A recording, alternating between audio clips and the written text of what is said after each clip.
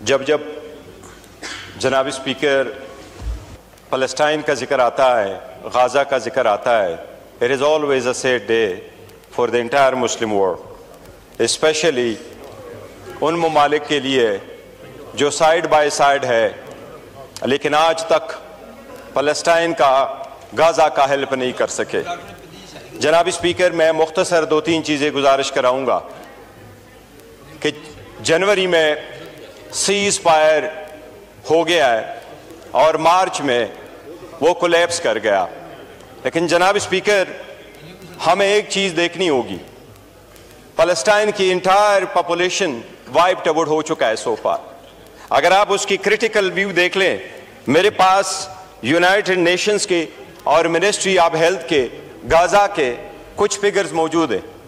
अगर उनको देखे तो इंसान सोचता है कि फ़कत इसलिए कि हमास ने इकट्ठे कर लिया, उसके जवाब में इंटायर पॉपुलेशन को आप वाइप्ड आउट करो, इसकी दुनिया की हिस्ट्री में मिसाल नहीं मिलती।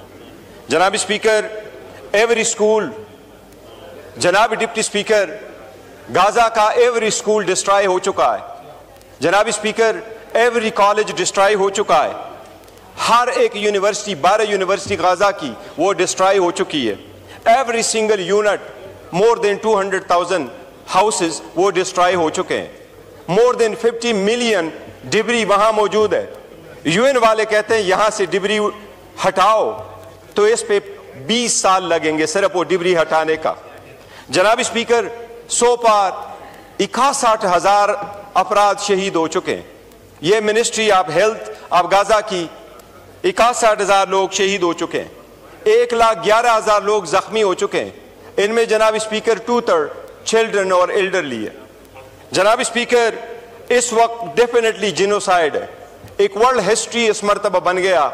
यूएन की पहली रिपोर्ट ये आई है कि इस वक्त गाज़ा में 100% पॉवर्टी है। इस वक्त गाज़ा में 80% लोग अनएम्प्लॉयड हो चुके हैं। जनाब स्पीकर, एक चीज बड़ी अफसोस की बात है और वो ये कि जिस वक्त सीज फायर हो गया है, जनाब स्पीकर, सीज फायर के वक्त ये भी तय हो गया था कि कितने हाउसिंग यूनिट बाकी जगहों से गाज़ा में जाएंगे, मुस्लिम दुनिया उसको इन्फोर्स नहीं कर सकी। ये भी तय हो चुका था कि कितने कार्गो जाएंगे फूड्स के गाज़ा में, लेकिन मुस्लिम दुनिया देखते रही। इजराइल तो अपने हॉस्टेजेस को लेके चला गया, लेकिन मुसलमान दुनिया अपने बच्चों को वहां सिर्फ वो मिल्क पाउडर तक वहां पहुंचा नहीं पाए। जनाब स्पीकर, मुसलमानों की हमारी बड़ी बदकिस्मती है। हमें अपने गिरबानों में झांकना होगा। आज इस ईवान का हाल देखे हम टूटे हुए पड़े होते हैं। आज हमारी सिंसेरिटी का और सीरियसनेस से ये हाल है, ये ईवान खाली पड़ा हुआ है। लेकिन मिसाल तो ले ले इजराइल की। अगर इजराइल के खिलाफ बोलता है तो उठाओ जरा वो पार्लियामेंटेरियन जो ऑस्ट्रेलिया में उठे और वो उठ करके रो पड़ते हैं। वो न्यूजीलैंड में उठा के देखो, वो रो पड़ती है। कनाडा में लोग उठे, वो रो पड़ती है। हम कहते हैं हम जन्नती हैं, जन्नत हमारा मीरास है। जन्नत उन लोगों का मीरास सही जहां ह्यूमैनिटी पे अफसोस हो तो वहां उनका खून उबरे। हर मुसलमान दुनिया में जागीर बिठा रखे अपने लोगों के साथ जुल्म करो। जो अपनों के साथ जुल्म करते, अपनों को तोड़ते हैं, वो इजराइल के खिलाफ कैसे इकट्ठे हो?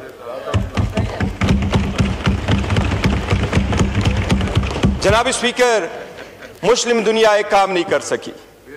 कल आपने देखा और कहा भी जा रहा है कि हर जगह पे जलसा जुलूस हो रहा है। बड़े अफसोस के साथ जुलूस की तरफ देखना पड़ता है। पाकिस्तान में भी आपने जलसे देखे। योराना किसके, जनाब स्पीकर, किसके जलसे थे? वो किसी सेक्ट के, किसी फिरके के, किसी पार्टी के। कभी पाकिस्तान की कम्युनिटी इकट्ठी नहीं निकली।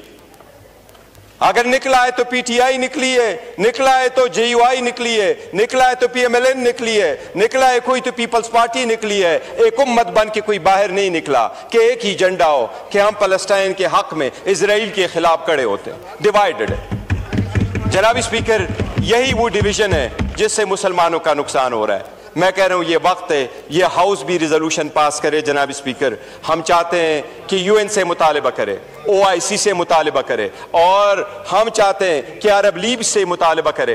बिकॉज एक चीज इस वक्त जो उमड़ रही है, एक नया आवाज लगाया जा रहा है और वो ये कि अब गजा के लोगों का तो गजा की जमीन पे भी कोई हक नहीं है। उनको ये कहा जाता है जमीन खाली करो ताकि हम यहां बड़े अच्छे अच्छे से बीचेस बना ले।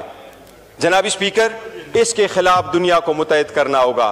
काश कोई खान जैसा कोई लीडर होता जो एक साल में 3 OIC कॉन्फ्रेंसेस करवा बैठता।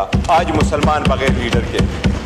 जनाब स्पीकर, ये हाउस पुरजोर मुतालबा करे इंटरनेशनल कम्युनिटी से और मुसलमानों से कि अपने ब्लॉक को मजबूत कर लो। फॉर गॉड सेक, बाकी चीज़ें तो अपनी जगह, लेकिन इंसानियत की खातिर तो इकट्ठे हो जाओ। थैंक यू जी। शुक्रिया।